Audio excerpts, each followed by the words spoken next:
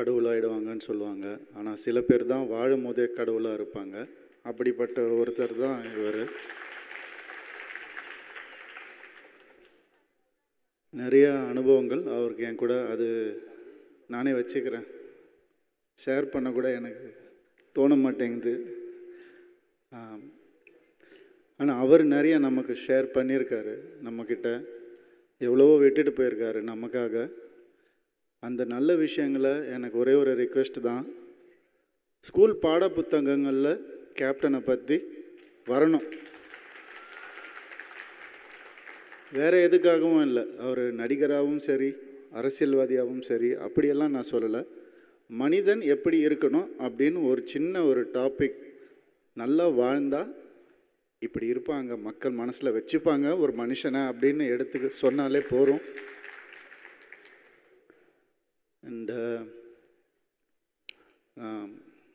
நம்ம எதுவும் சொல்ல தோணலை. அவர் சொன்ன வார்த்தைகளே தான் நானும் சொல்லணும்னு நினைக்கிறேன். சத்திரியனுக்கு சாவில்லை. வணக்கம்.